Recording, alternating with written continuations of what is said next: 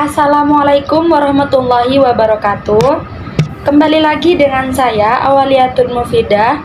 Di sini saya akan menjelaskan materi tentang bab mengenai membiasakan akhlak terpuji, yaitu ada ikhtiar, tawakal, sabar, syukur, dan qanaah. Ya, saya akan membuka buku lembar pertama. Oke. Nah, di sini bisa dilihat di gambar bahwa ada orang yang sedang menanam padi, dan yang di sebelah kanan saya ini ada anak yang sedang belajar. Maksud dari kedua gambar ini apa? Maksudnya adalah ketika kita berikhtiar atau ketika kita berusaha, kita akan memperoleh apa yang kita inginkan. Dengan menanam padi, kita akan mendapatkan uang dari hasil panen padi tersebut. Pada gambar kedua, ketika kita belajar, maka kita akan mendapatkan nilai yang bagus. Ikhtiar ini juga tertera dalam Al-Quran, yaitu pada surah Al-Jumu'ah ayat ke-10 dan juga surah Al-Ra'd ayat ke-11. Fokus pada gambar lagi. Orang yang bekerja ini, yang menanam padi, mereka punya usaha agar nantinya padi yang tumbuh dan menghasilkan padi yang bagus itu akan memberikan upah yang sesuai dengan tindakan kita. Yang kedua, rajin belajar.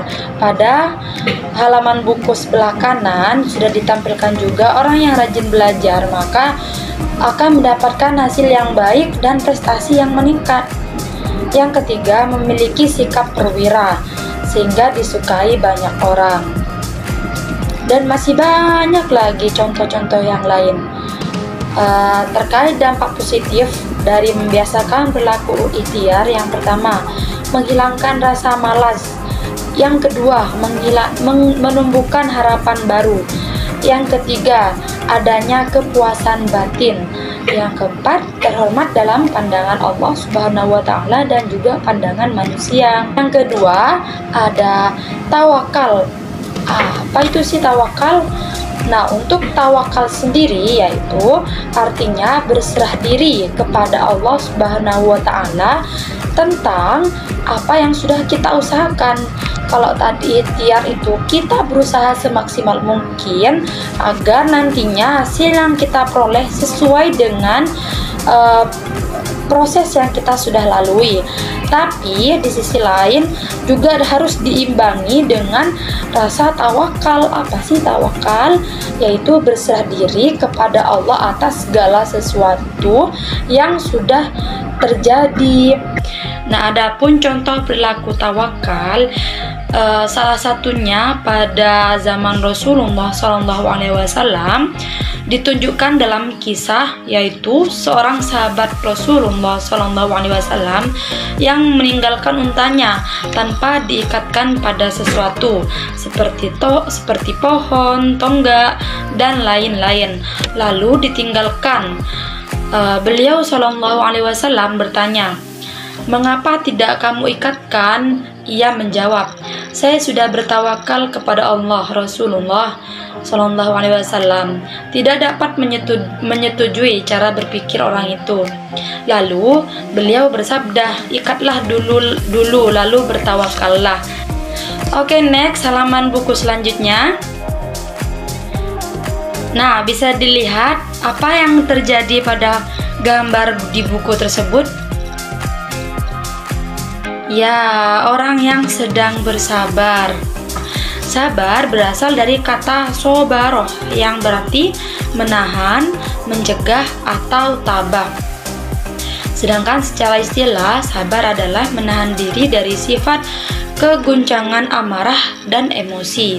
Kemudian menahan lisan dari keluh kesah serta menahan anggota badan dari perbuatan yang tidak terarah.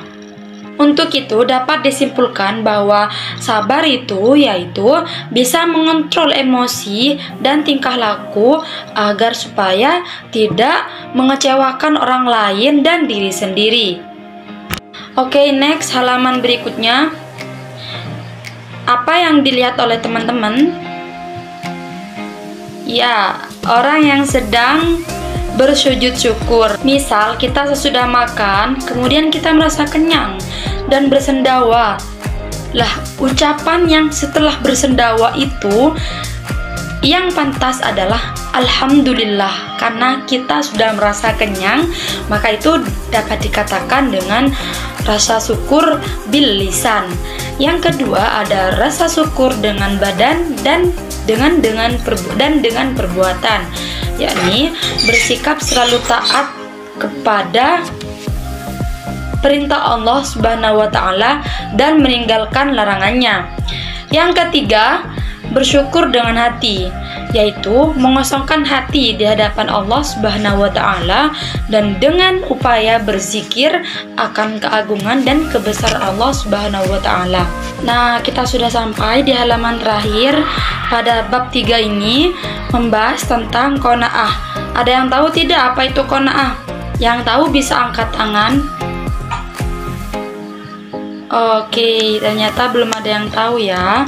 Qanaah itu berasal dari bahasa Arab yang dimana qanaah yaqna'u qana'an qana'atan, berarti suka menerima yang dibagikan kepadanya. Dalam tanda kutip, rela. Apa itu rela?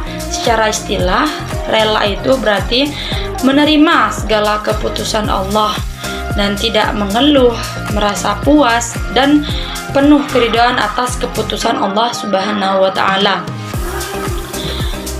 Adapun dalil nakli yang membahas tentang qanaah ini yaitu pada surah An-Nisa ayat 32, surah Hud ayat 6, dan yang terakhir ada ada hadis dari Rasulullah SAW yang artinya dari Abdullah bin Umar, Rasulullah SAW bersabda, sesungguhnya beruntung orang yang masuk Islam mendapat rizki secukupnya dan ia merasa cukup dengan apa yang telah diberikan Allah kepadanya. Dalam hal ini qanaah itu hampir mirip dengan rasa syukur karena sudah menerima apa yang diperolehnya dan mereka selalu bersyukur atas apa yang diperoleh dan diberikan oleh Allah Subhanahu wa taala. Maka kelima materi ini, yang pertama ada apa tadi? Ya, betul. Yang kedua ada tawakal. Yang ketiga ada betul. Yang keempat ada syukur, betul. Dan yang terakhir ada qanaah, betul. Nah, 5 materi ini memiliki kesinambungan di mana ada ikhtiar maka ada tawakal. Dalam tawakal harus ada rasa sabar, dalam rasa sabar harus ada rasa syukur atas apa yang sudah diusahakan saat kita melakukan ikhtiar.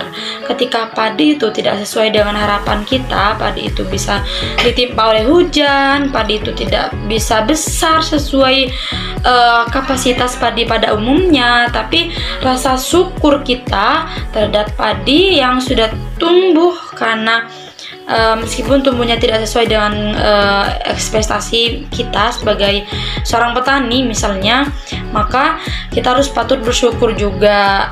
Maka qanaah di sini merupakan titik tertinggi dari rasa syukur karena kita sudah menerima segala apa yang sudah terjadi dengan rasa tidak mengeluh. Nah, untuk contoh-contohnya, yang pertama ada orang itu tidak pernah mengeluh atas apa yang sudah terjadi karena mereka yakin bahwa yang terjadi merupakan semata-mata dari Allah Subhanahu wa taala. Yang kedua, ikut senang bila melihat orang lain sukses. Yang ketiga, tidak marah bila melihat orang lain sukses. Yang ketiga, merasa senang dengan apa yang ia miliki karena mereka selalu bersyukur dan selalu rela atas apa yang sudah terjadi.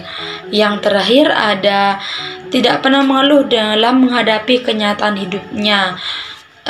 Maka kelima materi ini memiliki hubungan tersendiri yang harus kita patut lakukan dalam kehidupan sehari-hari apabila terjadi pada diri kita masing-masing. Nah, seperti itu. Mungkin dari teman-teman ada yang mau ditanyakan terkait materi dari bab 3 ini. membiasakan akhlak terpuji, materi ikhtiar, tawakal, sabar, syukur, dan qanaah.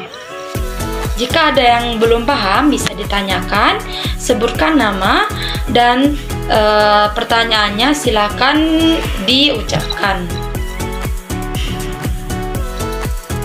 Oke, ternyata sudah paham ya. Dilanjut pada sesi selanjutnya, kita bertemu lagi di minggu berikutnya. Sekian dari saya, kurang lebihnya. Assalamualaikum warahmatullahi wabarakatuh.